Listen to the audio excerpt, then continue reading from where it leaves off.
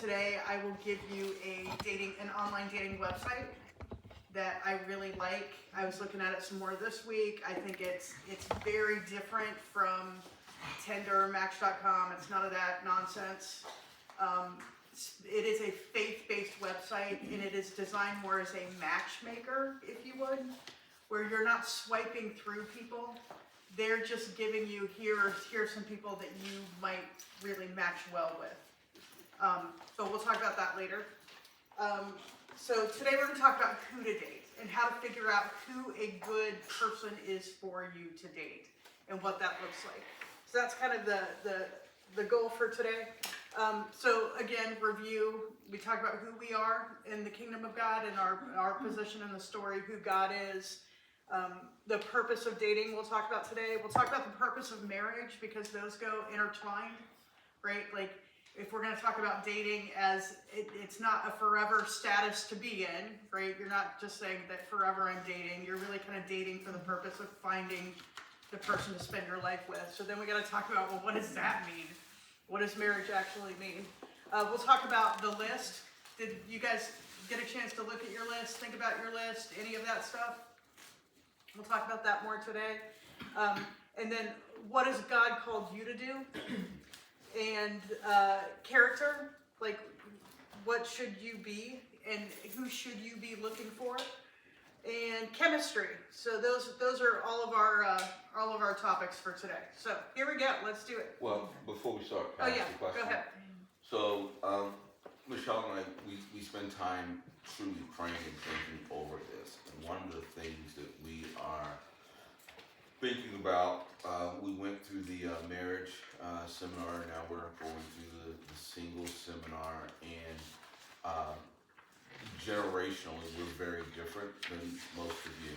So the question that I have is, as we evaluate these programs going forward, is it better to do a 2-week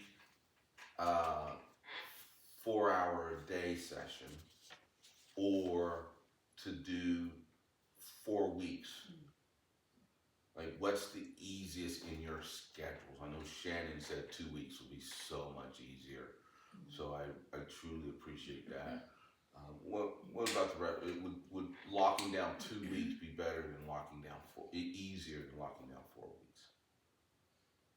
I'm pretty indifferent. I can do either.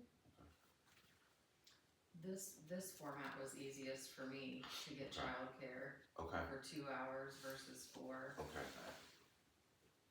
Well, good to know. Good to know. I like the 4, just selfishly because it's more different time to fellowship, 4 different times.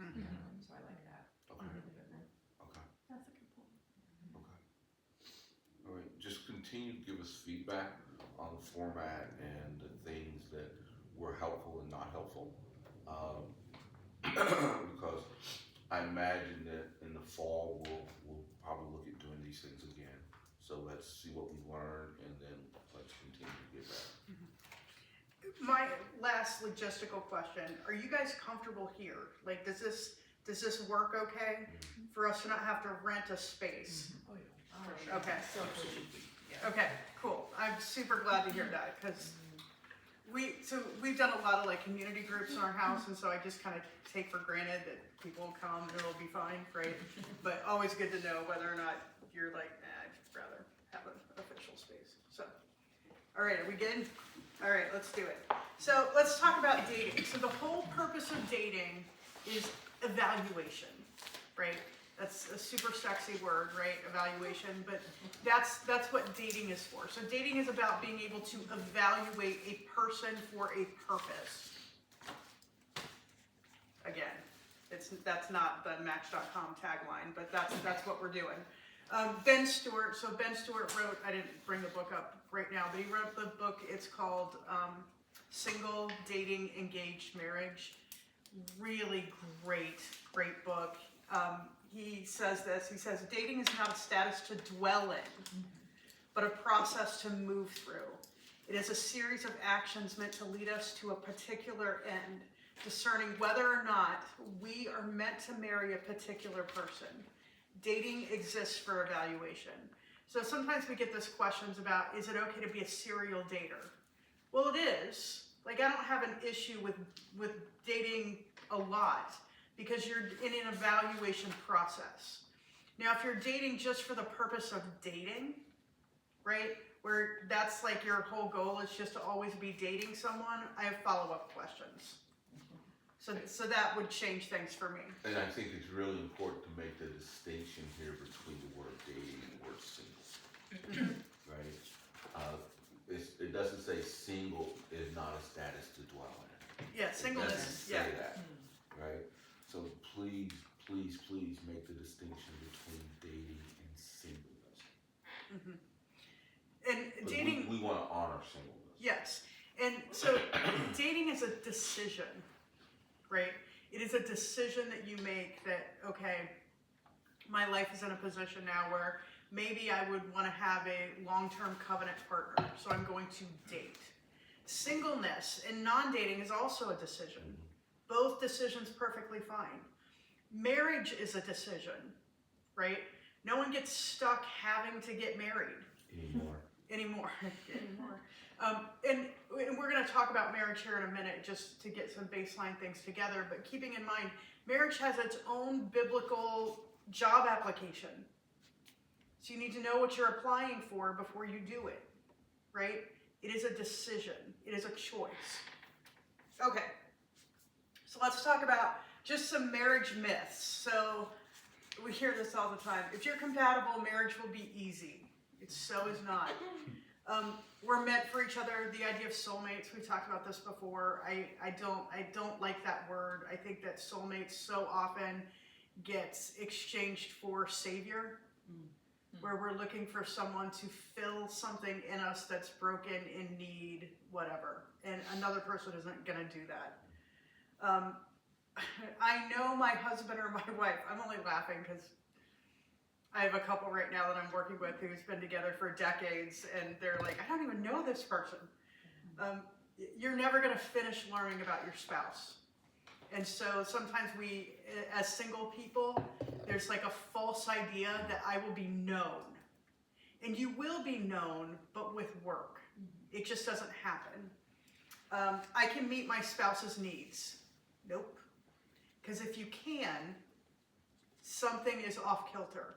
There should always be longing. Because what we're longing for is God, and God is the person who can fill ultimately all of our needs. And so sometimes we have this idea in singleness that once we get married, we'll be fulfilled, right? There won't be this longing for more, loneliness, things of that sort. None of that is actually true in marriage. And it's way too much weight and pressure to put on another person. If I were to ask Donald to fulfill all my needs and was expecting him to do so, he would crumble under the pressure. And it's just, that's not the intention of what marriage is for. Marriage will make me happy. I love this. So happiness is a byproduct of healthy marriage. It is not the purpose of marriage. So just keeping all of this in mind, because sometimes we start to think of marriage as this big, unicorn. Would you say the same thing about dating? That Dating will make me happy? I think healthy dating, happiness can be a byproduct of healthy dating. Yeah. I also think it's how you're wired. I think that dating is the most polarizing topic that we talk about. Like some people, you talk about dating and they're like, I love dating, I get to meet new people and we go to dinner and I get to hear someone's story, and then people are like, oh my God, just shoot me. So I think some of it's how you're wired. There's in my opinion, there's much more, if you will, analytical evaluation that's involved in dating, right? I mean, Michelle and I would go to a show, we come home, we get to just chill and finish the night. If we were dating, we'd have to come home and replay it and evaluate it and think through it. And I think that's the really hard part of dating, is that you have, I would expect that you would truly be, because it's an evaluation, right? So after a performance, like, what do? You evaluate it. And talk about, because the slippery slope when I talk about it, because I talk in absolutes, is that it sounds like judgment. And we're going to talk about the difference between evaluation and judgment later on. So I'm glad he said that, because he does, sometimes stuff that comes out of his mouth, our kids know so well, just sounds like pure judgment. Not intended to be that way, but just keeping that frame in mind. We are not looking to dehumanize anyone and put anyone into some sort of checklist category. However, there is evaluation. And I said this week one and will continue to say it. Ultimately, dating is asking yourself a question: how hard do you want your life to be? Right? The person you can get married to, marriage will theoretically work with anyone. If you all wanted to get married tonight, if you lower your standards enough, you could do it. Right? But how hard do you want your life to be? And this is the evaluation process. You know, Michelle, one of the things that's not in that slide that I think is important to at least address is that also a part of dating is evaluating yourself. Right? Because, you know, we know that, and we talked about it, I think week one, or maybe it was in the marriage seminar. You can become what Christ wants you to do. You can do a ton of work on your own. You can do counseling on your own about how to deal with situations. You can do all this stuff on your own. But you really don't know whether or not you've learned it or you've achieved it until what? Until you're dealing with another person. So don't lose sight of that. You know, I don't want you to put all the pressure on that other person, right? Dating, you're also doing a tremendous amount of learning about yourself. At least I hope you are. Yeah, I agree. By saying I hope you are, does that sound less judgmental? It does. It does. I appreciate it. I appreciate it. A+ for you. And then the last marriage myth is God wants us to be happy. I think that we have this idea that God is really, his number one goal is our happiness, and that is just not accurate. I think that he wants us to be Christ-like, and he is not afraid to let us suffer to get there. Again, that's not on the sticker for, you know, come join Cross and Crowns Church, but I just think that being really mindful as we look at relationships and who God is and what marriage is and what marriage isn't is helpful as we start to talk about this evaluation process. Real quick, I just want to make sure that we talk about the purpose of marriage. So covenant. You know, we're going to talk a lot today about the evaluation process in dating. And while you're dating, you have the gift of being able to evaluate and say, this is too hard, I don't want this, right? Once you get married and you're in covenant, it could be too hard and you may not want it. I don't care. We're in it. So just a totally different thing. Which is why the unfortunate thing, evaluating is important. Right, and why this class should have 55 more people in it. Right? So the purpose of marriage covenant, it's about sharing hopes and dreams. It's about sharing how God may be working in your heart and sharing your joys and fears. One of the best gifts of marriage for me is that I trust Donald enough to be able to listen to God and speak into my life. So I have two ways that I can hear God. God can talk to me, right? He's perfectly capable of doing that. But he can also talk through Donald. And I think there are other people that, yes, kind of have that too, but Donald knows more about me than anyone.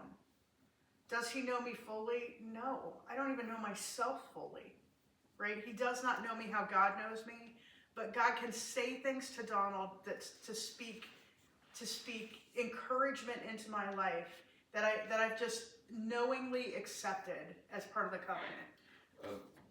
Rebecca, I think week one you asked a question about what should you not talk about in dating.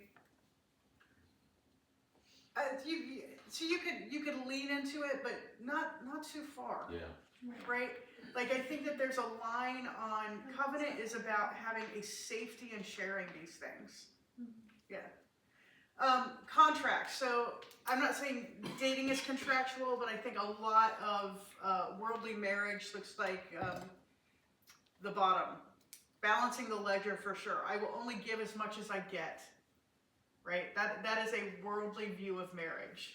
Well, if he would do X, Y, and Z, then I will do this. And that just doesn't, certainly in our marriage, it just doesn't play out well. Real quick, just purposes of marriage, friendship, mission. Are you both headed the same place in God's kingdom? Reflecting Jesus to one another. I get to show Donald all the time. We do this for each other, where I'm edifying him. And I'm saying, man, God sees you in this way. And sometimes he can't see it. Sexuality, for sure. Family. And then I love this. Love sends. Love sends help, assistance, whatever kind of care you need. That's what love does. Love is sacrificing. It is not 50-50. It is not 100-100. If I have 10% to give over the next 10 years, Donald has to fill in the rest. This is just what it looks like. And love stays. No matter what. There's my soapbox. Thanks for coming to my TED Talk. Okay. Yep, exactly. So let's talk about the list. We did this last week where we talked about making a list. And the lists are 3 deal breakers, right? 5 must-haves, and then 20 wants. Okay? And I want to talk about the list in terms of what it is and what it isn't. So what it is, deal breakers and must-haves, those are prescriptive, right? If your deal breaker is, like for me, a deal breaker was I couldn't be with a smoker, okay? Not overly spiritual, just that didn't work for me. I couldn't do it. So super easy. If I meet someone and they're a smoker, let's just not get in that, right? Must-haves. For me, a must-have. They had to have some sort of relationship with Jesus. Now, it could have been really new. Look, I was up for that, right? Lot of people come to Jesus because they're chasing after a hot girl or guy, right? I'm totally okay with that. But if you weren't interested in that for yourself, that's a deal breaker, right? I don't need any of that. The wants are different, okay? So I say wants are like road signs. If you need to get somewhere, they're helpful, but they don't give good directions, okay? So we have all these things that we say we want, and I would say that as you know yourself better, as you mature, as you age, your list can get better and better and better.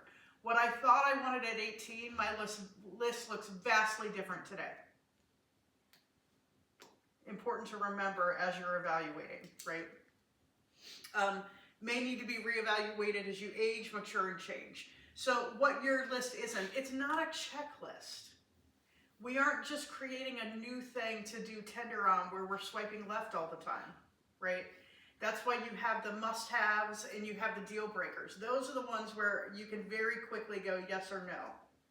The wants are different. So sometimes we think a want is not actually sometimes what we think we want is not actually what we want. Super important to remember that God is in this story. And so sometimes the things where you're like, oh no, I really, really want that. And then you meet someone who's like the polar opposite of that. And you're like, oh, maybe that is really okay. Match.com did a study in 2012. Match.com did this study. And they figured out the algorithm where you could enter in exactly what it was you were looking for. And they could match you perfectly. Well, what happened is only about 1% of those matches went on second dates. Because the reality is what people put in the boxes on what they want was not actually what they actually wanted. And so much of making this list is about, just like Donald talked about, it's about learning to know yourself. So we talk about the list in terms of evaluating another person, but it's really about learning how to evaluate yourself as well. You know, what does this look like? And what do I want my list to be for me? What are the 20 things I want for me? And what are the 3 deal breakers I have for me and my life? What am I unwilling to accept? And what must I have for myself? Right? So I think that this is a learning process that gives us language and sort of a frame to talk about who we're looking for in another person. It is not a means of excluding other people. The one thing that, and I think that obviously we've seen this in a lot of the education and teaching that Michelle has done on this topic. But the first place I heard about developing a list was from my counselor, and he said, "Don, you're dating again. You need to determine kind of what you're looking for and what you're not." And I'm like, "Okay, cool. How do I do it? Like, how do I sit down and make a list?" And his advice to me was to go back as far as you could and think about people you enjoyed being around and use those experiences to develop a list. I know that if I was developing a list while Michelle and I was dating, that would have been very difficult, not to just write out what she was, right? So I had to go back and really go through from high school forward and just think about not necessarily people I dated. That was a long time for him too. Yeah, it was, because I'm very old. But go back and think about, okay, why did I enjoy this person, or why did I like to spend time with this person? And then through those experiences, be able to frame that in a way of saying, this is what I, as an individual, like. So I had to go back and kind of evaluate my life over 20, 25 years at that point, almost 25 years at that point, in order to say, okay, this is what, and it is a very laborious process to really. So I would encourage you to start, and I would encourage you to refine. I would encourage you to start. I would encourage you to refine. So, keeping in mind, these lists, this is not about excluding people. All people are loved and created in God's image, right? God wants the same thing for everyone, right? So if he wants good for you, he wants good for them. It's not about an excuse to dehumanize. I think that dating apps really make it down to how attractive you are and how charming you are, right? That's really what you're evaluating. And we'll talk about that in a few minutes. But it's not a tool for comparison, jealousy, or wistfulness, right? Like I could put on my list, I want someone to have $4.6 million. Well, okay, I may want that, but what a waste of one of my 20. Which is why I only want you to have 20, right? Because at some point a list is too hard to really narrow down to evaluate. We'll get into more of the comparison, jealousy, and wistfulness, but I think that this exercise really is so much more about evaluating who you are than it is about evaluating who another person is. And learning how to figure out, hey, what do I like? Just like Donald said, right? Why did I like hanging out with that person? Like, what was it about them? Were they funny? Were they charming? They like the same movies I liked? Like, what was that thing? And then, adding that to your... So, you should have more. Okay, I'm Yep. sorry. I didn't remember that. So make sure the list doesn't make others a commodity. We are not shopping, right? There's no mail order bride situation happening here. They too are child of the king. And make sure that your list doesn't create unrealistic expectations. You can get to the place where you make so many wants that you just make yourself undateable. And that's not helpful either. The realities of the list. You don't know what you don't know. I could look at the list and evaluate who I thought Donald was before we got married. And I was pretty right. But at the end of the day, you just don't know what you don't know.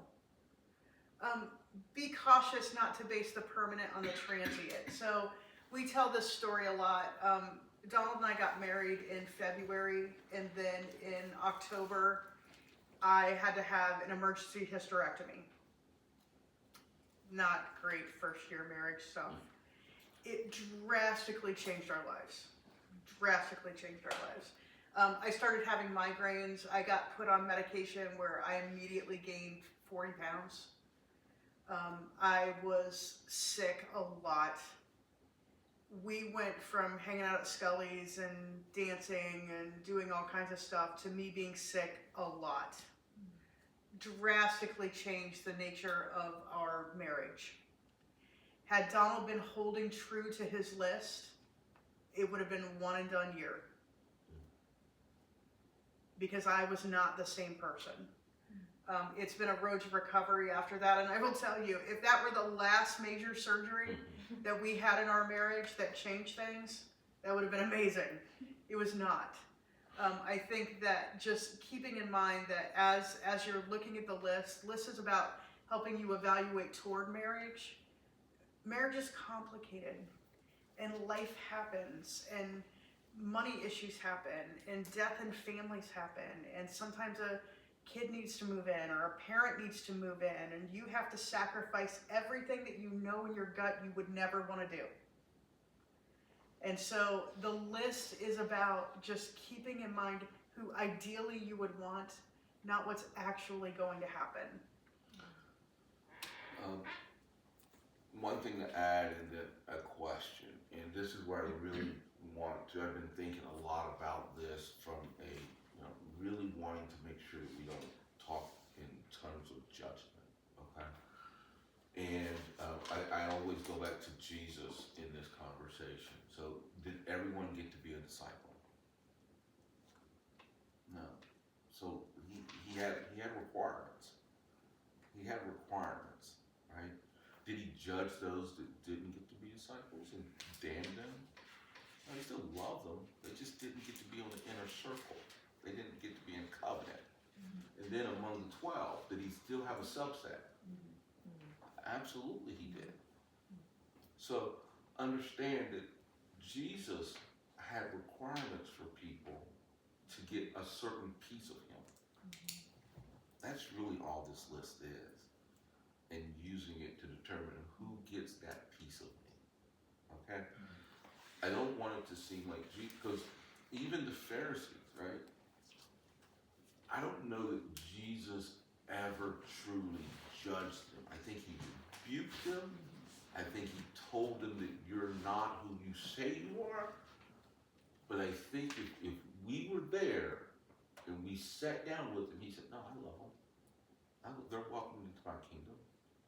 So please try and make that distinction. It's a really narrow line, but please try to make that distinction. And the other thing that I'm always interested in, because I love the list, did anyone find out anything that's very interesting that they're willing to speak out loud Like that they weren't expecting. about themselves? Because it's all about yourself. Yeah. I surprised myself that I didn't put anything about being a parent. I'm a parent. So I've been pondering on that and asking people close to me. Oh, good. Am I missing something, right? Like, yeah, that was pretty thought-provoking. That's awesome. And it's great that you went to your community and say, hey, does this really make sense? Is this really something that would make sense in my life? Right.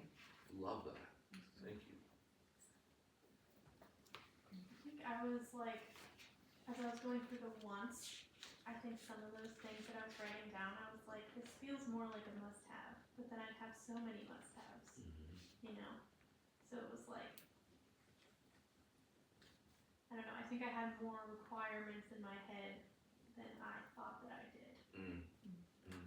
It's really good, and really good to be able to evaluate and continue to evaluate the difference between a must-have and a want, right?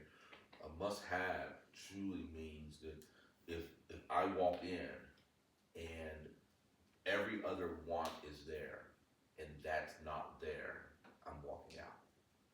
And I don't think that we would generally walk out over 20 different things. So really, really continue to evaluate that. That's really good, Becca. Thank you.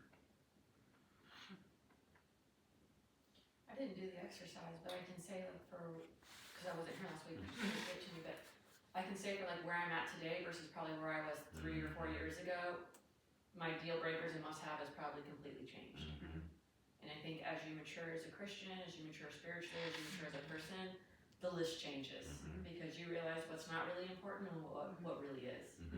I agree with you. And that's the whole story. That's the reason, through counseling and through my community, my list of, because when I did it, I had 25 items on the list. My list in our first year of marriage got whittled down to 6. Here's 6 things on that are really important to you, and you still have those things. So lock in and deal with this situation, because if I was truly trying to get those other 18, 19 items, yeah, she's right, it would have been a one and done. So Jill, your point is fantastic, which is why even today, Michelle and I don't talk a lot about it, but even today we still evaluate our list. Even today we still evaluate our list to make sure that we don't talk a lot about the wants anymore. Like, the wants are conversational things, but they're not, they're not evaluation things. But those, I'm not holding him to a checklist. but those must have and deal breakers. Oh yeah, absolutely. They're still being communicated. And I think that it's interesting because there's a secondary need usually associated behind a want. Yeah. Right? So for me, like one of the things on my list was like, I love to go out and go dancing. Right? Well, for a while, I mean, I had tendon surgery and couldn't even walk for 8 weeks or whatever. So what was the need behind that? Right? And that's where some of the self-evaluation comes in. Like, why was that important? What did I really want, or what did I really need that those 4 or 5 words were actually addressing? And how do I get that want or that need fulfilled in a different way? And so that's why, we still have our lists, we still look at them, but sometimes the evaluation now is about the list and me rather than me evaluating Donald. Because I'm not holding him to a list. We're in covenant, we're doing this, right? But what was it about me that I wanted or needed that want addressed? And so that's why it's so important to think of the list as this evolving thing. And again, if I were making a list at 20, Donald wouldn't have qualified at all for any of it. And probably, at the time that, tell me I'm wrong. Jeez. Right? I mean, we were just vastly, vastly different. Had we met when I was... have we met? Yeah. Oh yeah, nah. Yeah. I was like, I don't even know why you're arguing with me right now. That was not insulting at all. Yeah, had we met when I was 20 and he was 28, there's no way that would have happened. So sometimes it's the right season too. So we'll talk about a little bit more of that too, as when we talk about who to date, but knowing that it could be, this feels like a romantic comedy phrase, but it could be all the right person at all the wrong time. And so just keeping in mind that there's an ebb and a flow to all of this. And some of it is about doing as much self-work as you can before that person gets there. Because you just want to be ready. Jill, I thank you for sharing that, because it is absolutely true that we change, and therefore the way we view things, and what's really important changes. Yeah, we're in the 3rd quarter of life, right? And so the 3rd quarter of life importance looks vastly different than the 2nd quarter of life importance. You're a Jericho. I'm not quite there. I'm rounding out the 2nd quarter. We'll see how we do. Okay, so important to remember, what has God called you to do? Sometimes when we get and we start thinking about marriage or dating, we start to mesh with people. So it gets messy, where we're like, oh, what do you want to do? Oh, well, if you like Italian food, well, then I like Italian food, right? And so we need to think about, okay, what is God calling me to do? Are you called to international missions? Amazing calling, right? But if you're dating someone who wants to work at the local food pantry, it's going to be rough. Caring for children, having kids at all, right? These are good questions to address. Pastoring maybe in poverty. We have a sweet friend of ours who signed a poverty agreement when she was 23 years A old. vow of poverty. Pastors can find something called a vow of poverty. And as it turns out, it made it so she can't get Social Security now that she's 65. Yeah. And didn't know until she's 23 when she signed this. She is 65 now and retired, And thought she had Social Security number. and now doesn't. Okay, so what does, real pastoring, we see a lot of mega churches with a lot of pastors make a lot of money. I would say the majority of pastors don't make a lot of money. And so, what does that look like, and is that something that you can connect with and identify with and say, no, I'm willing to take that on? Big corporations have the opposite issue sometimes. Am I willing to deal with the possibility of walking the balance beam on greed? Can I let that into my life? What does that look like? And really, this is a question of, can your callings work together? This is part of the evaluation, right? So again, could be the person who hits everything on your list, but you're called to international missions and I'm called to run Super Church.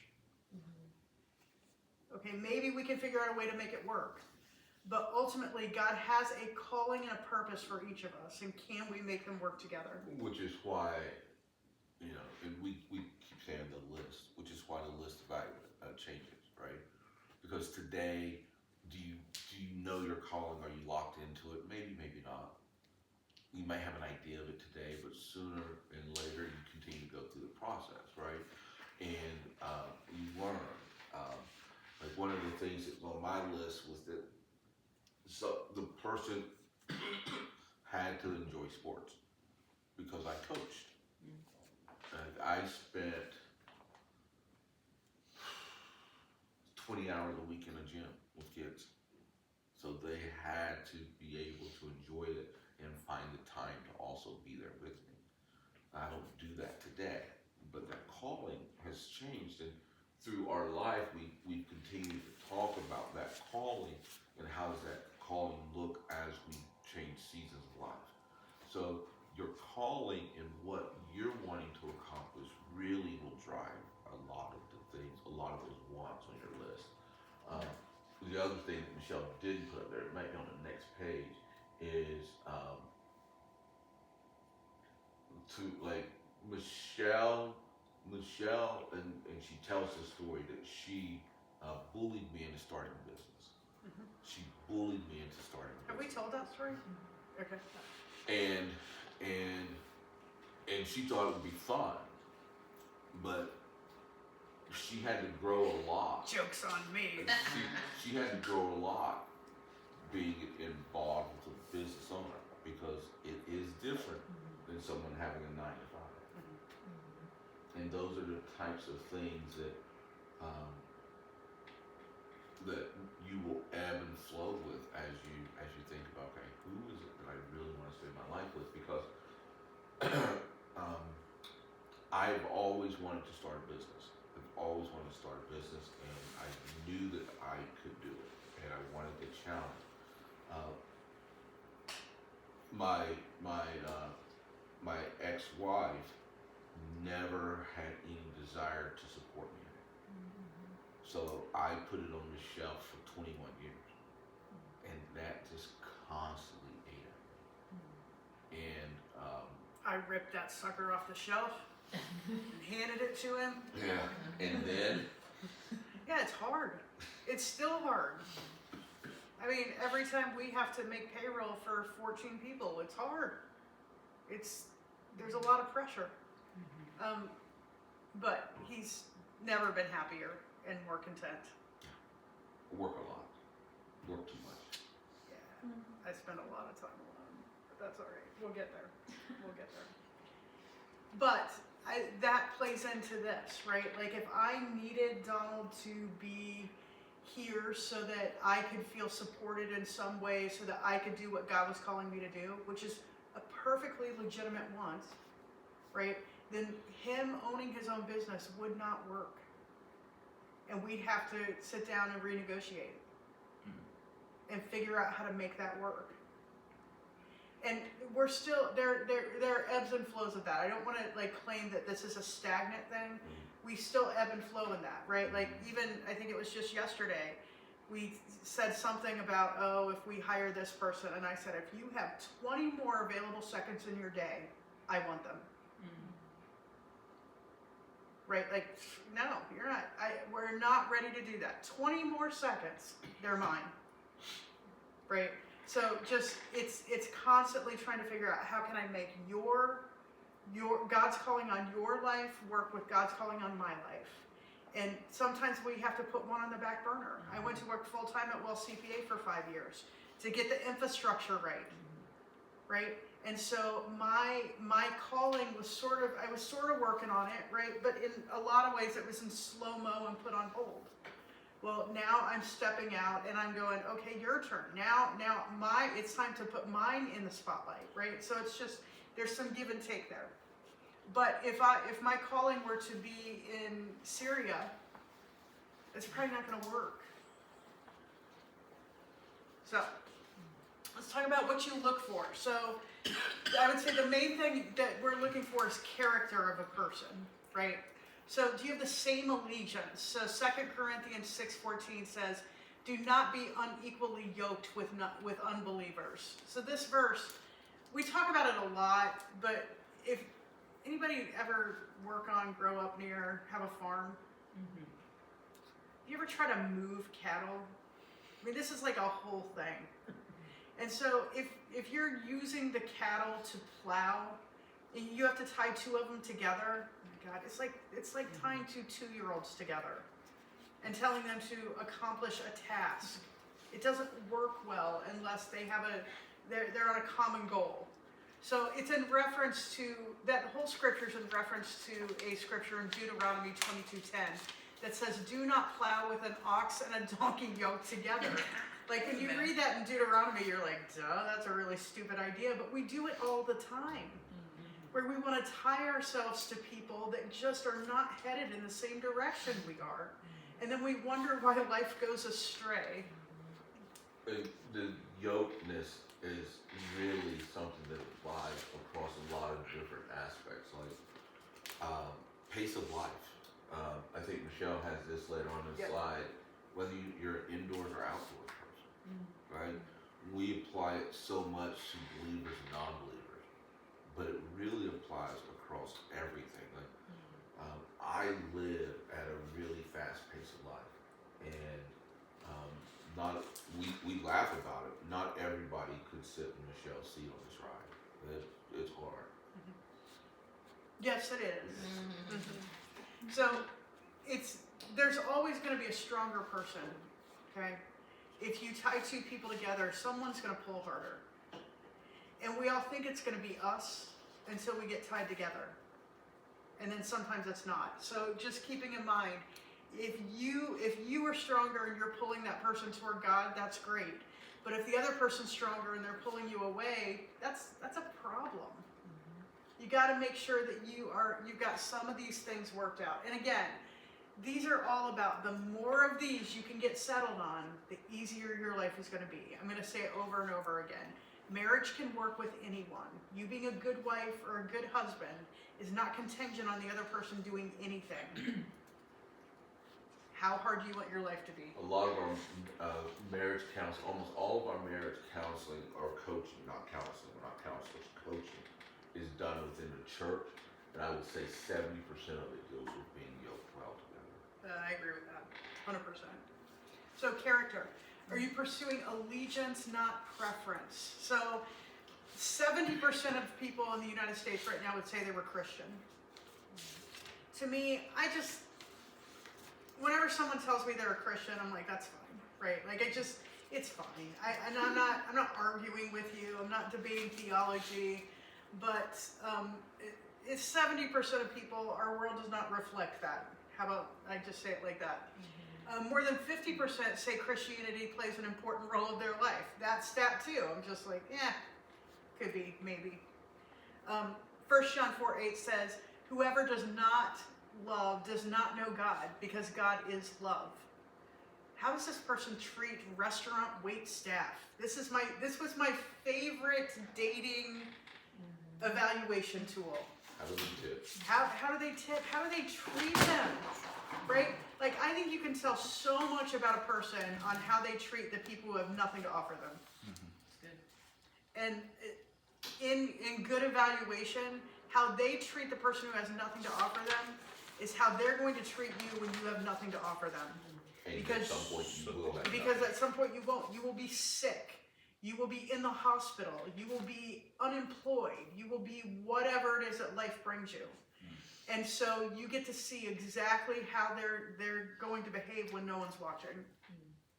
So, heroin addicts, drug addicts, how do people treat homeless people? And people who are struggling with addiction? And all of those things. What is their nature? I am much more interested in that than you telling me that you wear a cross around your neck. I just don't care, to be 100% honest with you. So when we're evaluating character, it's more than just on the dating website they said Christian. All praise be to Jesus, right? I'm like, that's beautiful. Thank you. Thank you for playing. Character, you want the benefit of their wisdom, right? Do you trust them enough to speak into your life? And it's amazing. I say this and some people laugh, but I can't tell you the number of spouses that we have that are like, oh no, he has no idea what he's talking about. And I'm like, well, that's a problem. That's a problem. So you want someone who is pursuing God and his wisdom. Your spouse will be the one person who you fully trust to speak truth into you. And that happens because your spouse knows you more than anyone else. And this person that you're looking to evaluate knows you better than anyone else. They're probably going to have some truth. It probably isn't going to feel good. And trusting them in that. And you're willing to open yourself up to hearing from God, from your spouse. And I think that, throughout our marriage, I can't tell you the numbers of times where that's been the case. Where for whatever reason, because, we talk about ebb and flow in relationships, and ebb and flow in the way that you experience the presence of God, it comes and goes. There are mountaintop moments where you could feel like you could actually touch the Holy Spirit. And then there are times called the dark night of the soul where you feel like there's not a single thing you could do to feel the presence of God. So really good for me to have someone else that says, oh, he's there. He's there. In the way that this, I want to always go back to how does this apply to dating, right? It's great on the other side, but how does it apply to dating? Well, if for whatever reason you determine that you're not sure that you want to listen to what that person has to say, well, if you make that determination while you're dating, then they're not going to speak into your life when you're married, right? So you take all of these, if you will, the verbs in this process. You say, okay, am I comfortable with this person as we're dating? As we're building date 1, who really cares? Date 12, 13, am I comfortable with them, or are they going to say something? Are they kind of off kilter every now and then? And I guess Michelle would in her terms, if you take these verbs and you apply them to dating, she would probably say, well, that's probably a red flag. Mm-hmm. And don't be a red flag whitewasher. Don't be like me. I take every red flag and be like, yeah, it's probably okay. Same. Yeah, God we can loves make that. it work. God loves I that. see why. And I'm strong. I can deal with that. Yeah. That was me, Yeah. and that'll be fine. I can deal with that. I say that everyone got the nicer version of Michelle when they were dating, except for me. They did. I Everyone got, That is true. I got this bitch. Shannon's man. Shannon's like, absolutely, they did. I got this bitch. Wow. Listen, action. So we talk about this, but I talk about it in terms of spouses, right? Because we talk about dating as a means to an end. right? And so we're really evaluating who we want to spend our life with. If you're looking for good friends, it's a different slideshow. Okay? Still important. A lot of these things still apply, right? But different slideshow. Friendship is totally different.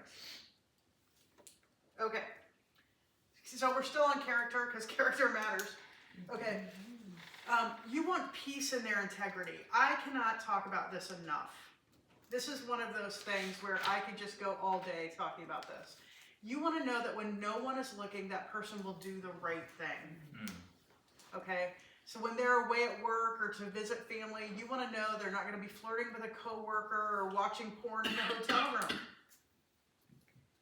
Right? Like, just, there's something about the peace with someone's integrity.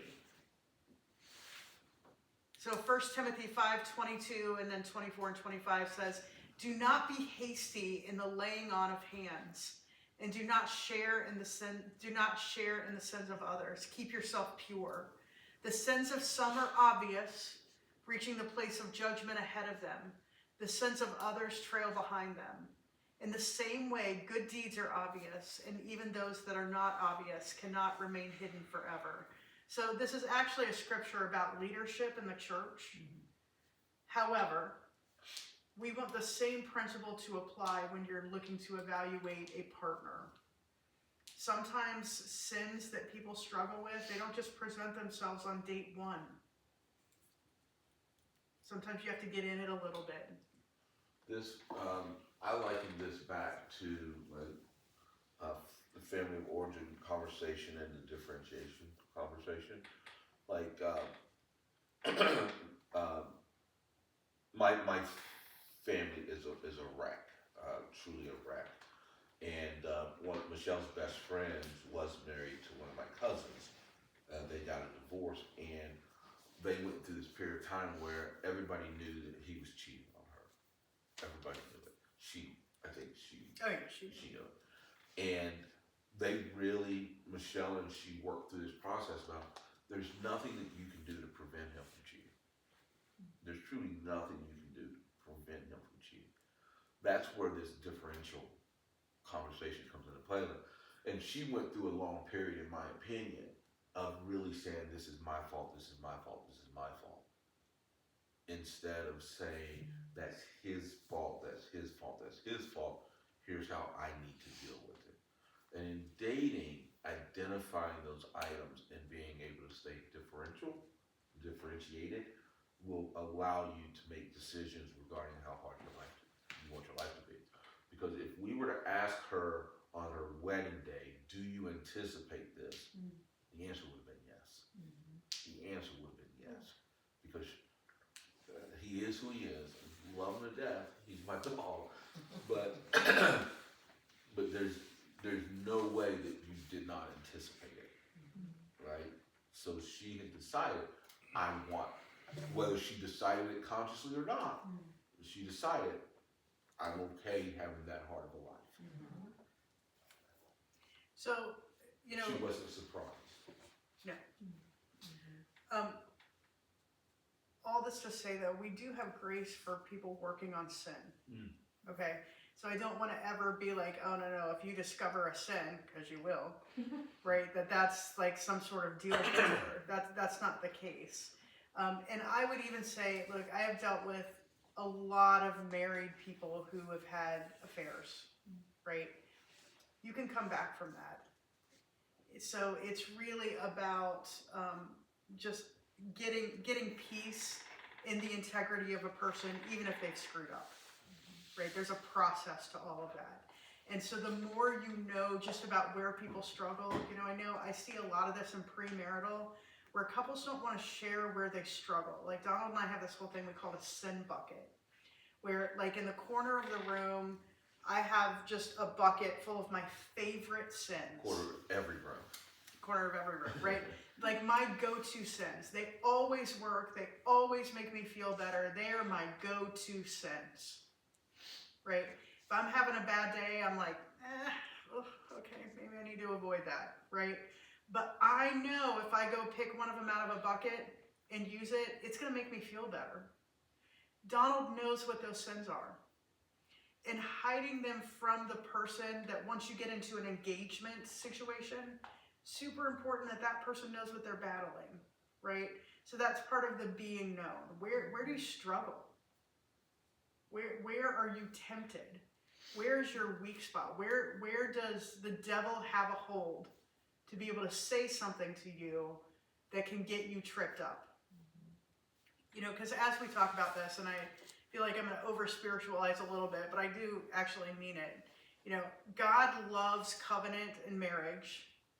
The devil hates it. There's nothing that will bring a bigger target on your back than deciding to be in covenant. And anybody who thinks that they're not susceptible to it is foolish. You just get targeted.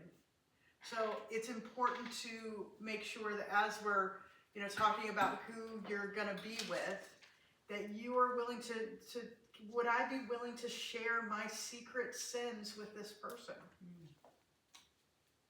Will they honor them? Will they honor them? Will they walk beside me in it? Will they check in with me? Or will they lead me across the room to it? Yeah. Yeah. Will they pick the bucket up and bring it to me? That's not helpful. Okay. Character. Donald mentioned this earlier. Keeping the same pace. So it's not about identical rhythms or practices, right? Like you don't have to say, oh, I wake up at 5:30 every day and go to the gym and then this and then this and then this. But if you want to lay down your life on the mission field in Cambodia and someone else wants to work at the Connect counter at Cross and Crown, that's probably not going to work. Or if you have to beg and plead for them to go to church now while you're dating, I promise you in 10 years, your charm is not still going to work. Yeah. Right? Like, it's all cute when everyone first starts dating, right? But if the person doesn't want to be there, they don't want to be there. It's also with the pace of life, to what Donald mentioned. We have stuff going on 5 nights a week, easily. And that's what it is. Donald leaves the house at sometimes 5 in the morning and gets home at 9:30 at night, right? This is just the pace of our life, and we're okay with it. Doesn't work for everyone. I'm not advocating for it, right? It's not on the must-do. But if you are a person who needs downtime and reconnection time every single day, then our marriage is not for you. And you got to figure that out. Like when I was dating on a dating app and had a phone call, one of my first questions to somebody on the app was, hey, can you go out 5 nights a week? And if they said no, there's no reason for us to have any more conversation. Can you imagine dating him? Let me just say, it was so hard. It was so hard. But I mean, No, that it's was my true. that was my pace of life. Like very rarely is it that I end the day, come home, and I sit in that chair. I mean, it's rare. At that time, I was at the gym coaching basketball 5 nights a week. So the question is, okay, what I was asking them in my crude way, is, hey, is your life conducive to that? And if the answer was no, then I wasn't willing to give that up. I tell the story every now and then about a guy in one of my men's groups. He was talking to me about he had met this woman at the the Upper Arlington Tennis Club, and I love this. and he was constantly there. That's where they went on date nights. That's where they did this. That's where they did that. That's how they met. That was their connection point. And I said, dude, I didn't know you liked tennis. He said, man, I hate it. I said, bro, you better start to like it, right? If you're building a relationship around tennis, then you better get into it, or you need to get out of this relationship. Yeah. It's really, I mean, we laugh about that, but it's really that simple when you look at what's going on in some of our lives. And a little bit of happy hormone will make you think, oh no, I can do this. I really like Mexican food. And then 5 years from now, you're eating chips and salsa again, and somebody's like, Every day. that's right. Let me just say, I love Mexican food. Almost all of my problems can be solved with a quesadilla. Amen. It just, Retweet. it works. works. It works. Okay. So we talked about character. Let's talk about chemistry. So we're talking. Are there any questions on character? I know Yeah. we do Q&A at the end. Are there any Yeah. questions on character? You guys have sat and listened for a long time. I know everybody's This so is good. astute. I love it. This is good. All right, cool. All right, chemistry. So chemistry is important. We'll talk about all the different kinds of chemistry, right? First thing we're going to talk about is theological compatibility. Just because someone says they're Christian, right? Probably need to have an additional conversation. These are big theological terms that we're going to talk about briefly, but we're going to talk about dogma, doctrine, and opinion. So dogma is what I would consider like overarching opinions about God. So like Jesus is the Son of God, beliefs about God. Right? Jesus is the Son of God. Jesus was crucified for our sins and then rose from the dead. Belief in the Trinity, God, Son, Holy Spirit. God created the heavens and the earth. These are like what I would consider to be dogma. Like if I'm gonna date someone who says they're a Christian, I pretty much need full buy-in on these things. I'm not saying there's not room for questioning. So just so we're clear, there's nuance in it, but I think that there are certain hard stances that you need to be in agreement on. Doctrine, not as important. Makes it easier. Let me just say, it makes it easier. So, underwater baptism. Transfiguration. You guys know what transfiguration is? Yeah. Speaking in tongues being a sign of salvation. Always a hot topic. Always a hot topic. Child dedication versus child baptism. Female preachers. These Music. are music. Yes. How many guitars are on stage? Whether you need a pipe organ. Whether your pastor needs to wear a robe while he preaches, right? These are all what I would consider to be doctrine. And again, and let me be very clear, these are about conversation pieces between you and this person, okay? You may disagree with Cross and Crown about it, okay? I've never attended a church where I've not had a disagreement. Although, I'm not really sure what my disagreement is with Cross and Crown right now, but if you gave me long enough, I'm sure I could figure it out. In doctrine? In doctrine. Yeah. Yes. Just want to fight. Yeah. I'm kind of rebellious in nature. But I just think that, we're not asking that you like find the perfect church, because that's a paper tiger. We don't need all that. But as you're having conversations, the more doctrine you can agree on, the better. Because eventually you may have a kid and you're going to be having a conversation about baptism. And lots of denominations do infant baptism. And you say, hey, are we going to do this or are we not going to do this? And then we say, oh, no, we don't do that. We do child dedication. And, oh, what's that? What's the difference? And so just the more conversations about that kind of stuff, the better. And then opinion. And this is where it all gets fun. And I didn't list a lot of opinion because it would just get Donald and I going, and then we would never stop, and you all would have to like intervene. But opinion is you can have healthy conversations about the differences, right? You don't have to agree. Dressing up for church, right? Is it important? Is it not important? Donald grew up in a church, and his dad still wears a suit to church. Won't go unless his suit is ready to go. Yes. Who Jesus would vote for in elections. You can have an opinion. Right? Like, all of those types of things. And I will say that most of your conversations are going to fit into the opinion category. As a little caveat, probably about 70% of what's taught on stage would fall into the category of opinion. If you want to know what the dogma is and you want to know what the doctrine is, these are specific questions asked specifically. A lot of opinion gets shared. And I'm not opposed to that, because we look to people who are on stage who have studied and worked on it to help us form our own opinions. With the doctrines, are you saying you should be aligned, or one's right and one's wrong? I don't even know what's right in some of those. So- female preacher, I hear, if you want to read biblically, some people say no, but then I've also heard people argue for it, but that's out of context. you're not. Yeah. So, on the female preacher, I preach. Yeah. So I would always come down on it's okay. But here's what I will say: the more it's more about being aligned. More about being alive. Because if you take Catholics are absolutely Christian. They believe in all the dogma, right? But they believe in things that doctrine-wise I absolutely disagree with, right? And so this is about getting the more things aligned as possible. So right or wrong, I can tell you what Cross and Crowns doctrine is, right?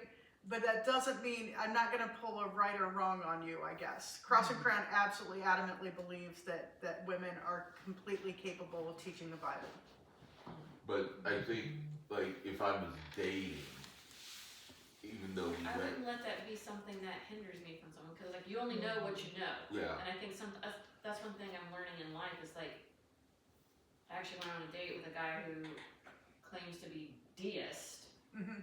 and then he started talking about stuff, and I sent him the first video for Freedom. He's like, wow, I learned so much. Like, yes, because you only have been Right. exposed to what you know, Mhm. and you are rebelling against the fact that your family is Catholic, Mhm. and you don't like the rules there. Mhm. So now you're thinking everybody else is bad. Mhm. bad. And So, I you would- know, if- I'm trying to be like, how do you? If I was dating, what I would do is I would start opinion up. Like, opinion is where because opinion lets me hear their thoughts, lets me hear their heart, without us necessarily having to agree. And then as I get further down that dating path, I would start to move up. And then if we got to a doctrine item where I'm like, absolutely not, Or a dogma. a dogma item, I'm sorry, dogma item, where I'm absolutely not, like I cannot see a way forward with you having that belief and me having that belief. So again, this is where I love the conversations from a learning about yourself and learning about someone else. I very rarely start with any relationship dogma down. I start opinion up. The other thing to keep in mind, we're not dating and planning to get married in a week and a half, right? So you're on a date with this dude, right? And you send him the video. What a great conversation starter. Right. Oh, he's like, I can't wait to tell you about it. I took Right. so many notes. I'm like, oh, I'm happy to Right. hear that. That sounds And good. so I think that's perfectly great, right? But if you get to the place where he's like, no, I don't believe Jesus is the Son of God. Well, that may be one for you that you're like, yeah, I can't get past that, right? But maybe not for you. And so some of these, again, we're talking about self-evaluation. 9 out of 10 times it's figuring out, what do I believe? And am I willing to stick a stake in the ground in that one? Yeah, maybe, maybe not. If you have questions about doctrine and all of this for Cross and Crown, I can answer that. But I'm never going to tell you, I'm never going to pull a right and wrong. But I can answer on behalf of the church. So on dogma, I guess I would ask you this question. From a Christian standpoint, I guess on dogma, you would say right and wrong. I would, yeah. Yeah.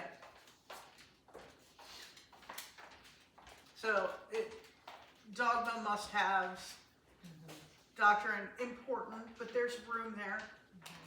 And then opinion, are you able to have healthy conversations?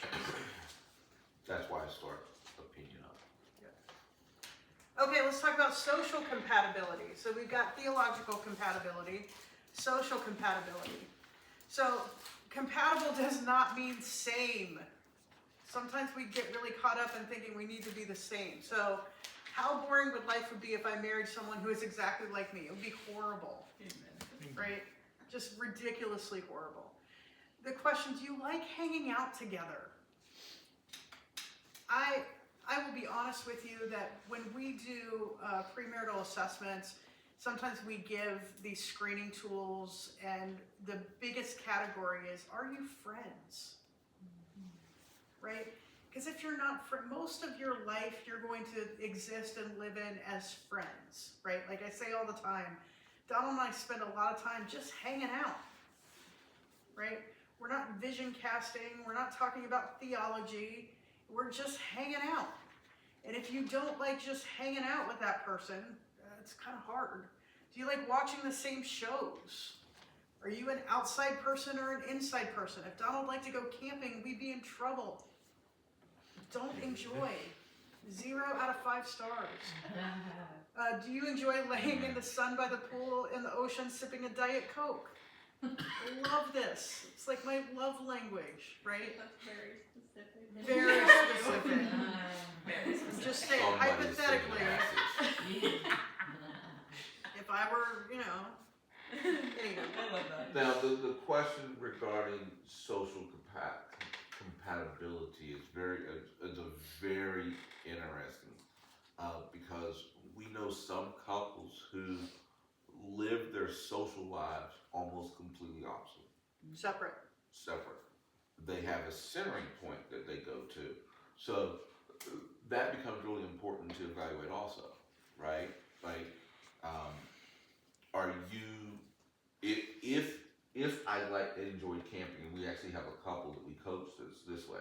He is a Grand Master, Grand Wizard, whatever, of the Boy Scouts. I don't Okay, know what that what is it's the called. wrong I term. don't know what it's But called. yes, But he's like the leader of the Boy Scouts. absolutely.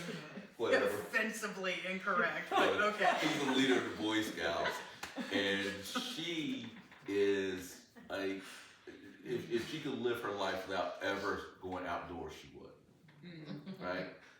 So, and they've had to negotiate. Okay, how does that look? Because he goes away for weeks at a time with the Boy Scouts on these camping trips. So they've had to figure that out and talk about it.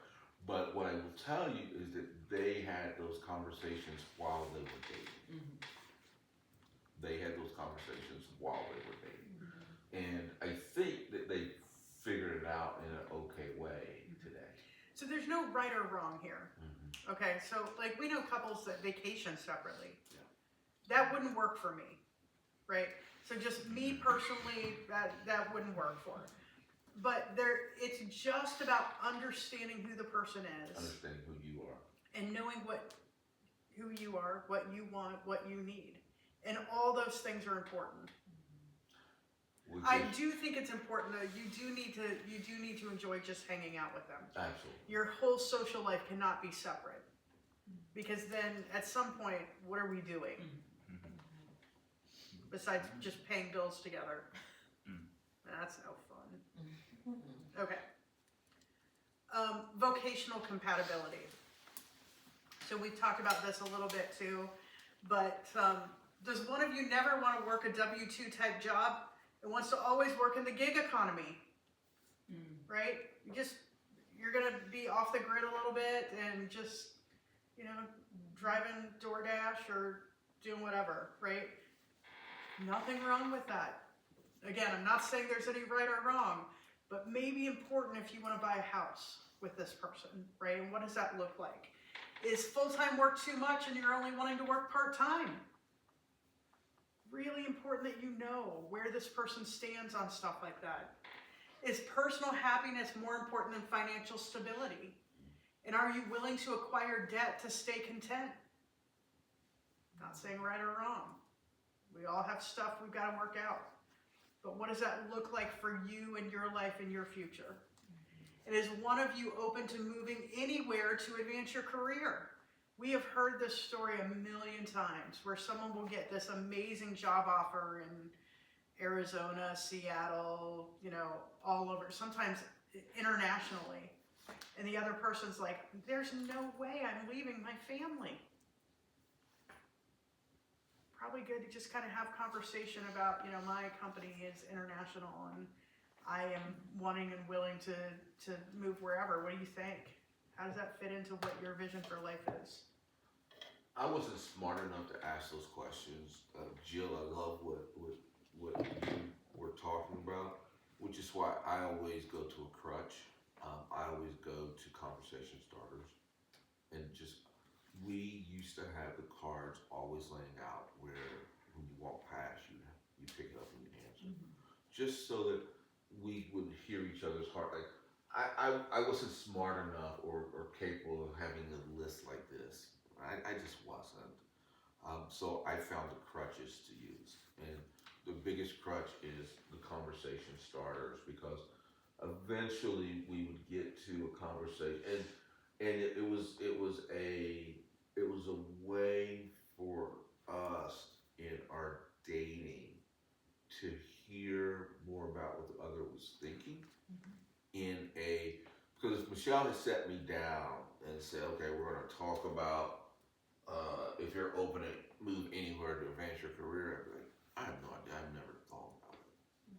So we were able to just move around in space and have those conversations. And I just found that to be so much easier and so much more natural. So important information to have, important information to gather, important things to evaluate. I really encourage you to work through what your personality type is, so that you can gather the information that you need in order to make good decisions. You know, the crazy thing is about the conversation starters, and even me listening these questions, for us, 9 out of 10 times, it was an exercise in, am I willing to use my voice when it's scary, right? When I'm getting ready to say something that I know probably doesn't mesh with how that other person is feeling, am I willing to be brave and say it anyway, right? Because oftentimes we get in these ruts where we start to just conform to what other people want.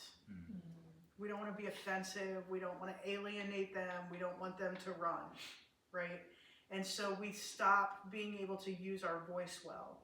And so the conversation starters are such a great gift, because usually it's not on hot topics that you're dealing with currently. And so it just teaches you how to use your voice when it's non-emotional. I used to say that as a guy, I found it very helpful to hear my own voice say things. I've changed that over time, and it wasn't a male-female issue. It was truly my position in my family of origin, right? So with Michelle, was I going to default to my position in my family of origin and decide I was going to live that out? But I hated it, right? Because I could, like my mom, and I love my mom, but I was brought up in a house that if you started a sentence with I before you got the next word out, you were told you were selfish. So for me to say I want or I need or that would never happen, right? So the question was, could I lift myself out of the family of origin with Michelle? Did I feel safe enough with Michelle? Right? Because there's some people that I didn't feel safe enough with, so I wouldn't. So now, did I feel safe enough to expose myself to Michelle through those conversation starters? And that built some of that chemistry and compatibility. So chemistry, physical compatibility, it matters. It matters. Do you find them attractive? Please don't marry someone that you don't find attractive. It's super hard. So I've left this for last because I think that the world inverts all of this, and this is our first goal, is to find someone attractive. However, always good to remember that, you know, traditional beauty fades. 50 years from now, whatever you thought was attractive probably still will be attractive in a 27-year-old, right? But you're now married to someone who's 70 or whatever. And so as you age, can you change your view of beauty to match exactly who your spouse is? That's a skill that we teach in marriage enrichment, right? Like as you find this person, as you're dating, can you see yourself loving them regardless?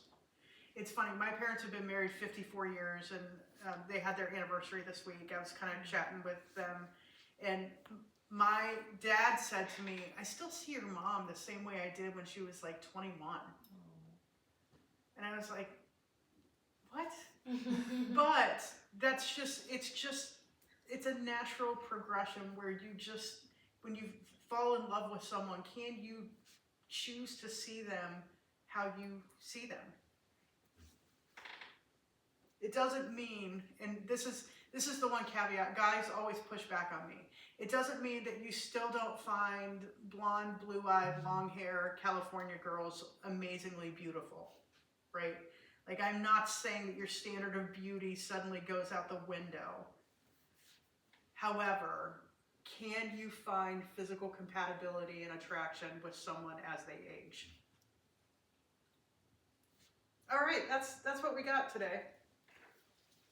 What are your questions? So today's all about who to date, right? So we went through what it looks like, what you need to be on the lookout for, the different forms of compatibility. Next week we're going to talk about how to date.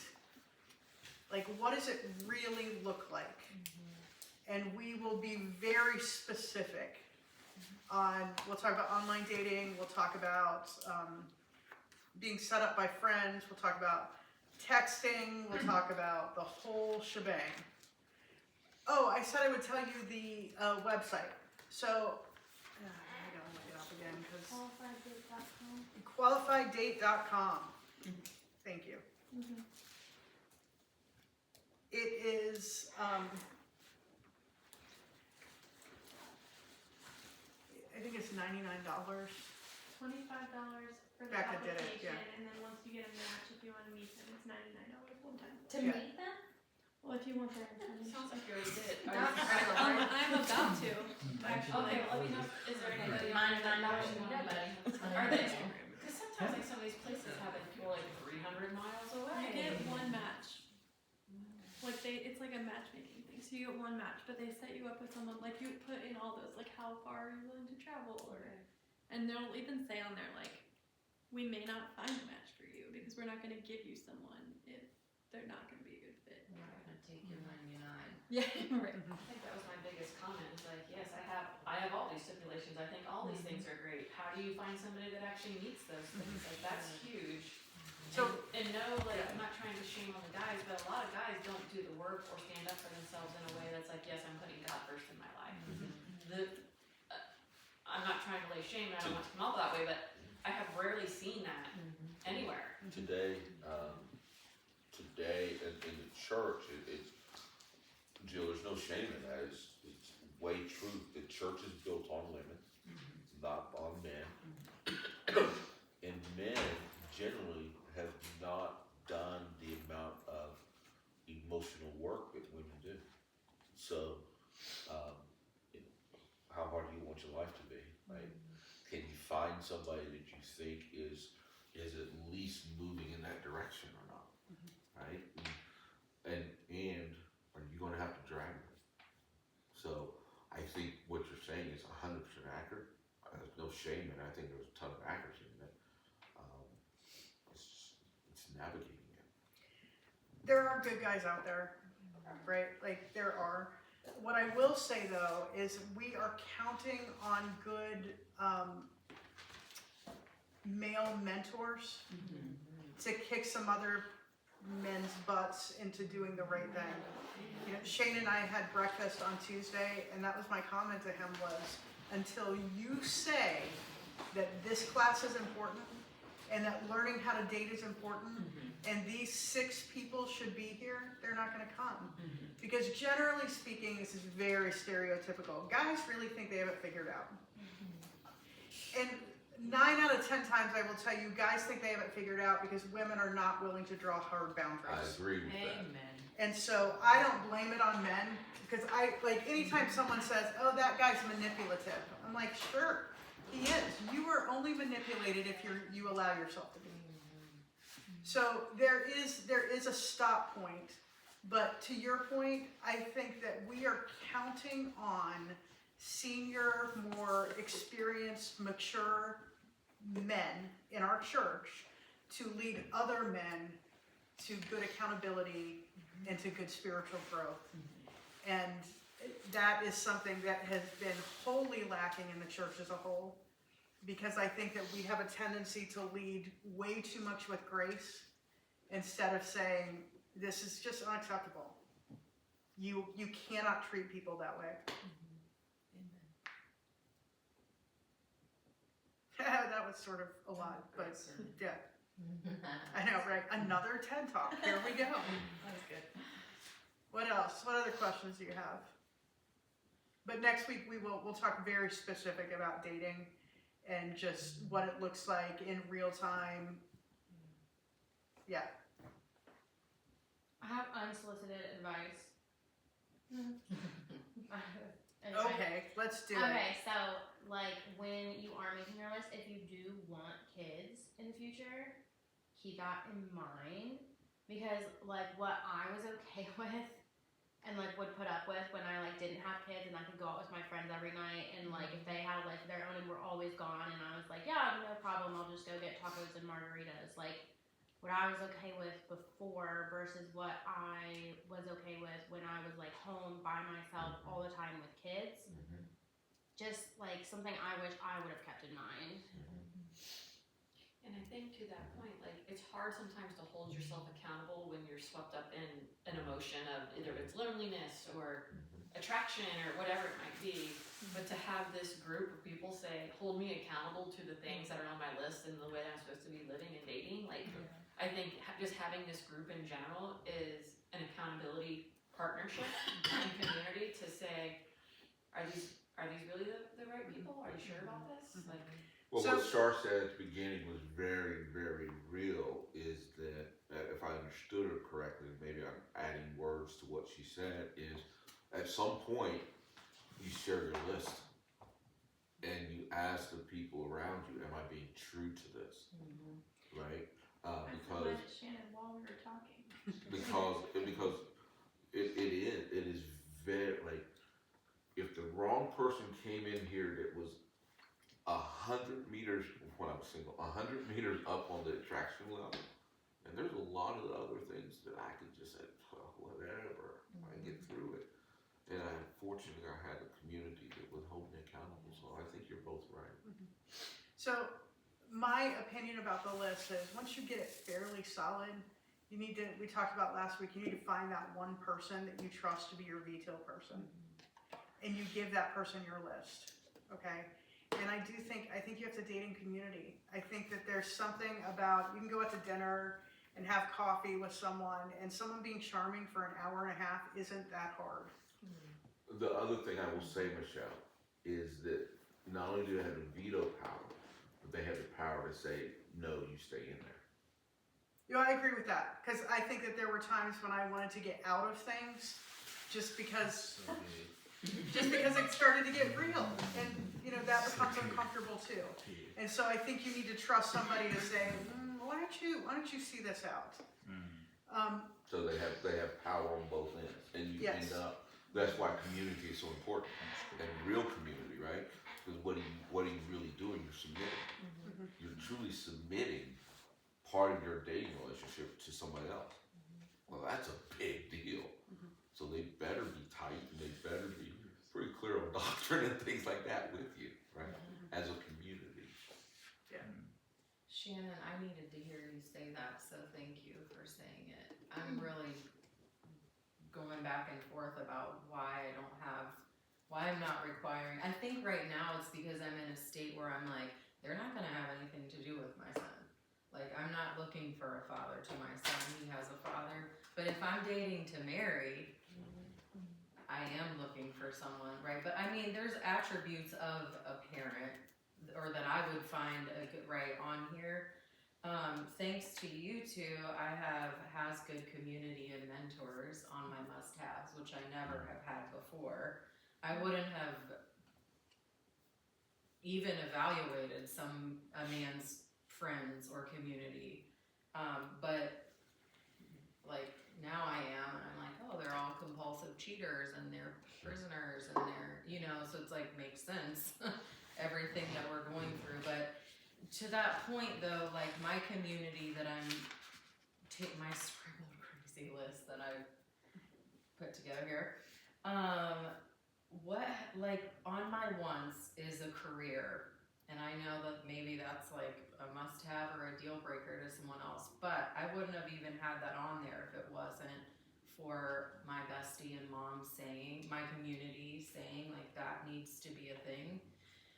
So it's like, I don't know if I'm like, what do you do in that case? I guess just evaluate more. Like, I feel like I have that on there because they want me to have it on there. I don't actually really feel like I care about their career. So I do think two things. I don't think anyone else should be able to add things that you don't want. Yeah. Right? However, I would be probably in line to ask 100 curious questions as to why they say that. Yeah. Yeah, and I think that's more where I would go. Okay. Is it's probably a healthy conversation between you and them Yes. about what are you seeing that you say that should be something when I don't necessarily feel that, Right. and then let them speak into it. And then at the end of the day, even though we say you're in community and you submit to your community on things like what's on my want list, and you get veto power. Yeah, right? sure. At the end of the day, you get to say what you want. They get to help you evaluate, does that person, right? Because when you start to evaluate things, you deal with hearts and all these other emotions. So I would say, I love the fact that you're doing that, and I love, like, one of the things that I will do or I've done before is, especially if somebody knew me well enough, I say, hey, could you do a list for me? And I would take it from them and not necessarily let them see my list, so that I could say, ooh, they thought about that, and then I can have a conversation without truly, maybe too soon, exposing myself to them. Got it. The other thing here, in I don't know how many weeks, maybe 4 weeks, I think we're going to do a blended family session on talking about dating when you have kids, and then ultimately what marriage looks like with kids, because I do think that creates, first of all, the risks are astronomical, and the realities of that, I can't change the stats. You are incredibly vulnerable. But I think it's important that I don't want to blow over the question, but it just is such a huge topic that I think we're going to do a 4-hour Saturday and talk about dating with kids and then blended families and what that looks like. And thank you guys for your participation, because week 1, that was not on our calendar. It was not on the list, and then we started talking about it, and it's like, okay. And, you know, Oh, thank you, honey. Yeah. Any other questions? Chardon, we answered that for you. Yeah, wonderfully. Okay. Thank you. The list, again, you may not know yourself completely well enough to know. You're gonna get it together as you go. And crazy things, a little relationship baggage will change your list, right? You date somebody who has, a 6-year-old that set your car on fire. Suddenly you're gonna be like, no kids, right? I'm not playing that game, right? Like there are situations that create. Now, what I will say is you got to make sure you're not creating a self-protective vow, right? Because God may have amazing things for you to do with somebody else's child, right? But just being really aware of, in this moment, that is absolutely a no-go. I would say that, as you're walking through this process, the more you can do before you start seeing someone, the better. Yes. And Donald mentioned this earlier, but really hard to do a list while you're in love, because the list ends up looking like a manifesto of who this other person is, because you're already full of chemicals and oxytocin and so dreamy-eyed, right? That it becomes a list of characteristics of who you're dating. And so the more you can do beforehand, the better.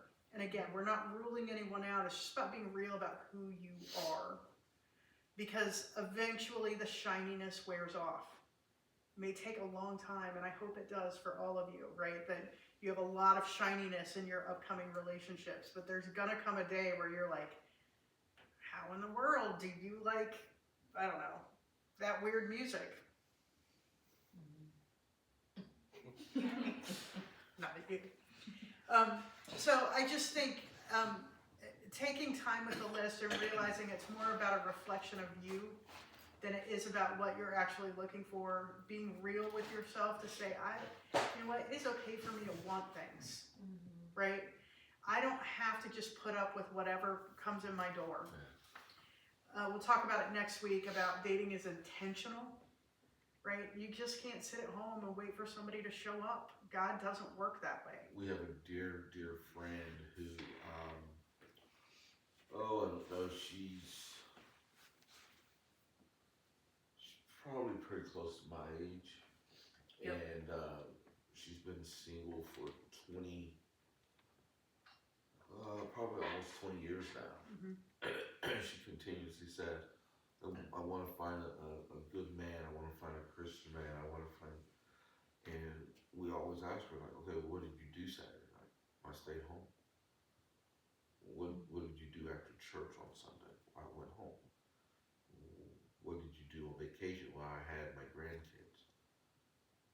So she's never in a crossway where she's going to intersect with that person, right? Now, never want to say God can't make anything happen, right? She might DoorDash one day and someone shows up at her door, right? God might make anything happen. But she's got to do a little bit of putting herself, making herself available, in my opinion. You know, we talk about And we tell her that. Yeah, and there's, you know, we have all these stigmas about how men should approach women and all of that, but you know, when you look at the story of Ruth and Boaz, Ruth went to Boaz, right? Like, that is exactly how that went down. Looking for a hookup. Like, she put it all out there, just playing her game, right? So I don't like the whole stereotype stuff. I think that once we get into marriage, there's a different set of ideologies we can talk about, right?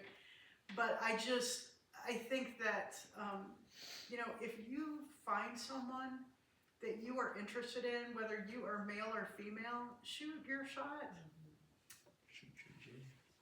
I mean, life is too short to just let it fester. And if they say to you, right, if someone says, no, I'm not interested or whatever, okay. You did it. Yeah. Right?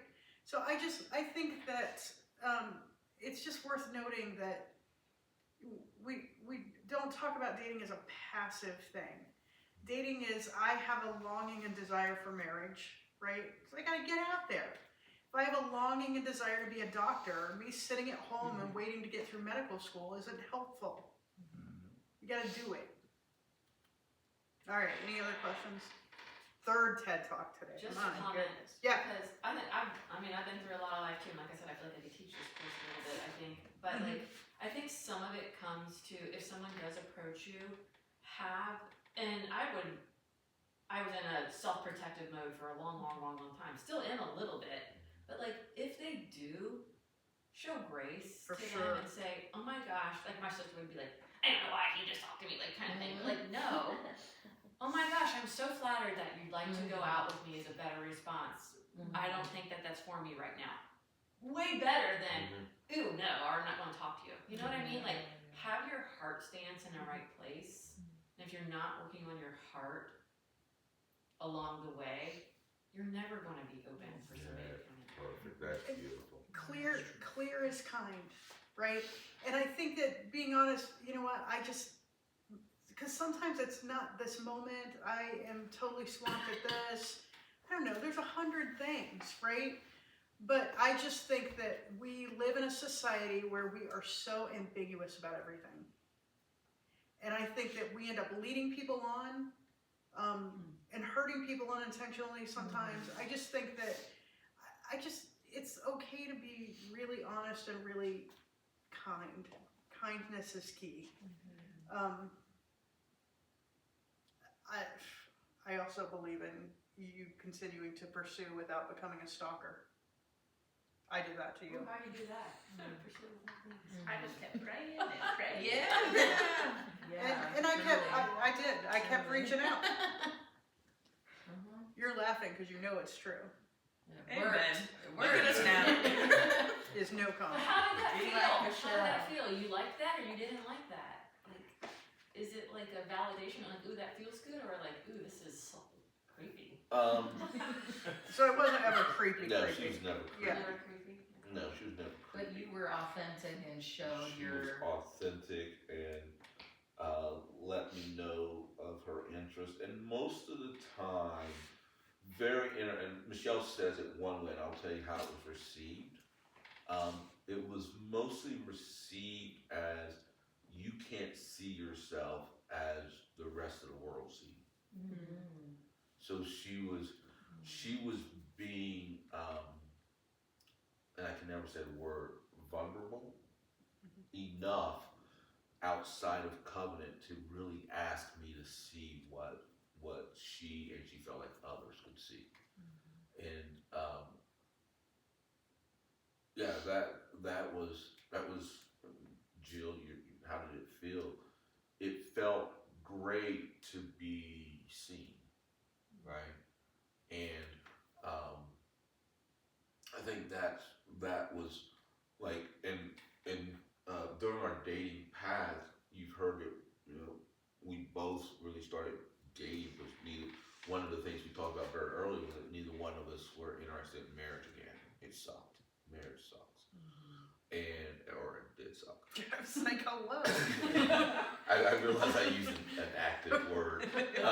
It was bad, and when she changed, because Michelle changed and decided she wanted to pursue marriage again, because she was able to paint this vision of what I could be.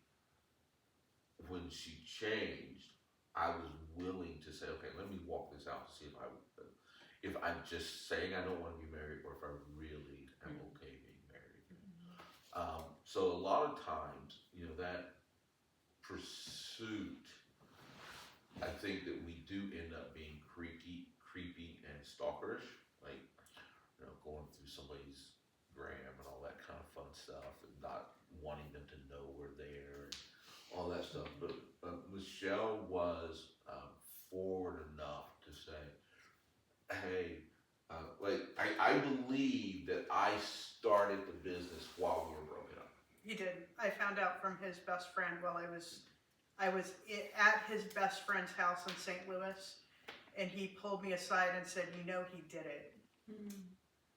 And I was like, wait, he did it. Yeah. Oh. So she would continuously talk about what she could see and what others could see and that I just couldn't see. I also need to say, because now I feel like I've made myself out to sound like a creepster, but had he ever told me to stop, I would have. Okay, there was no moment where he said, don't contact me, don't call me, like, just, I think that, yeah, I'm just going to say that. I don't think I was ever pushing a boundary. I just really enjoyed him. I really liked him. And me reaching back out was never thinking we were going to get back together, because I just had such low self-esteem. Every time he broke up with me, I thought it was forever. But I just really liked him, and I wanted him to know what I thought of him and all that he was achieving and accomplishing. So, God knew. God knew something. Yeah. I have one more logistical feedback that you said that you just made me think of that helped me get here was in the description, the summary at Cross and Crown of what this was. It says something about, or even if you don't know if you want to be married. Mhm. And that helped me get here, because I knew that I wasn't coming here to date, find men Mhm. to date, and it made me feel like it was like I didn't have to be in that place right Mhm. yet. So that you said to give feedback, that was Thank you. one that you made me just think of. Thank you. We love that. So originally we do these in 2 separate classes where we just do like true singleness, and then we do dating. Well, I'm never, Cross and Crown is new. We're still trying to figure it out. So I decided, okay, we'll just do it all in one and see how it goes out. But I appreciate that, because I don't, again, we talked about it in week 1. I just think there's such this idea that marriage is the ultimate goal, and I don't believe that. You know, I say the same thing about marriage as having a kid. Like, be very sure before you do it. It's like getting a face tattoo, right? Like you're in it. Yeah. Over and over and Yeah. over. There's a book, I think the title of the book is called Journey to Oneness. It talks about how in our society we make that marriage ceremony the culmination of two people becoming one. And biblically and spiritually, that's true. But really, you don't become one operating unit until well past that date.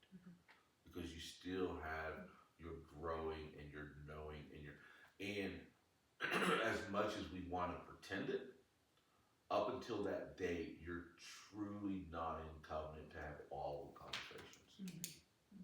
Right? You can get up against it. You can have a ton of conversations. You can be very comfortable. But that last bit, it was after covenant, since the girls are in the room, I can say this, it was after covenant that we made decisions on how life insurance was going to work. In our wills. Yeah. In our wills. Right? Why would we talk about that before we were married? But afterwards, we got to figure that out now. So dating is about evaluation. Engagement is when that's the nitty gritty. How are we going to do our finances, and what does our time look like, and where are we going to live, and just that is like truly the hard work is in engagement. And then marriage is how are we going to live this out, right? People ask me all the time, you know, how did you know Donald was the one before you married him? And the answer was, on that day, I did not know. Like, I did not know that he was going to be a good husband. I hoped he was. I knew he loved Jesus, but I didn't know. I didn't have any history to be able to say, yes, he's absolutely going to be a good husband. And it was about 2 years later, 3, somewhere in there, where if someone asked me, I would say, absolutely, I know he's a good husband. But it took some time and some history, right? So we had to go through some stuff. When couples come to us, premarital couples, and say, we never fight, I'm like, okay, that's great, but how do you know what it looks like, right? And you don't. And I'm not saying that that means they shouldn't get married or not, but at the end of the day, there's so much of relationship in general, marriage aside, but friendship, any of that, where you learn through going through the hard stuff. And you learn how to do confession, repentance, forgiveness well, only when someone sins against you. Otherwise, it's super easy to love someone, right? If they're always doing everything well. So I think that the oneness comes after marriage. The covenant is on that day, right? But the oneness comes later.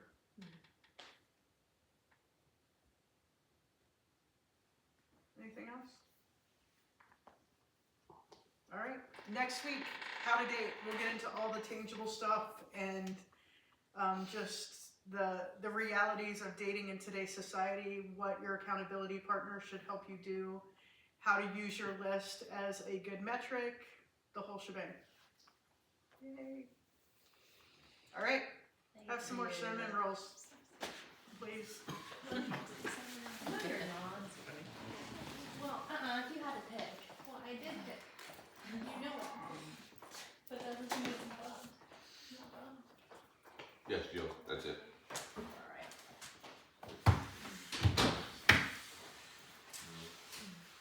So why did you think that I was not gonna like it? Or it was gonna go against what I thought? Because it can be anybody. And it should be anybody for a while. What do you mean? When someone shows up, for us, remember? there's no way to invite them until after the old date one. Yeah. No, she's You got me there. So it could be anybody, anytime, anywhere. Yeah. Yeah, I know like that. Until date one. Remember Donald from church? Remember him? He thought I was with his dad. It's like his daddy over there?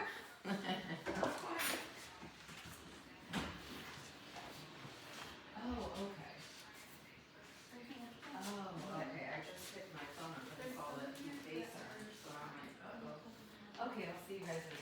Girl Scouts. See you tomorrow. That's the people you need. What you talking about? So for tomorrow? Yeah. Yeah. Oh my gosh. Deal. That I retreat. just need the Lord to keep telling people to volunteer. I'm like, how do y'all keep showing up?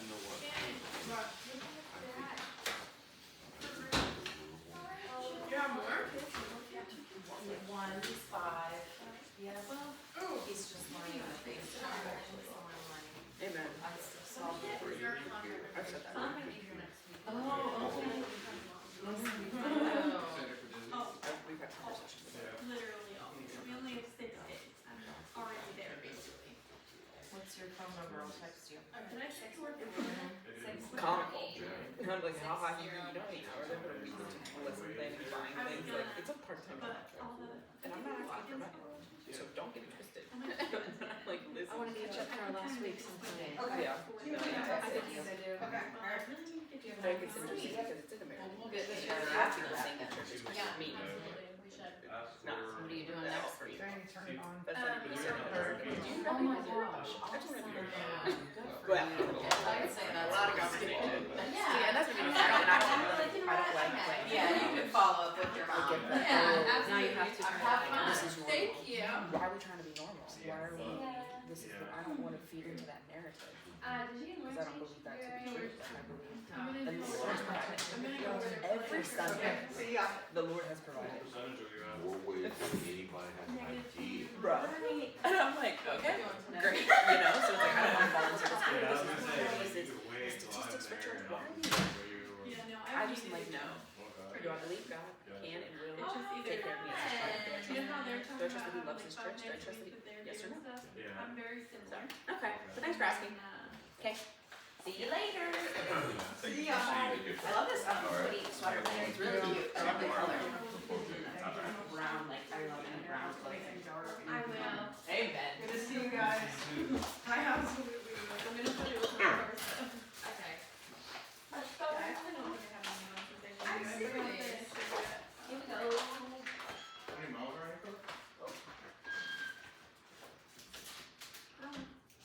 I think it starts with a 7. A 7? For about 70. It starts with a 7. I think. What do you mean? Well, you're- 7,000, 70,000, 700,000. Kevin, are you at Jermaine? Yeah. Oh, you know Richie? How many miles? I do know Richie, yeah.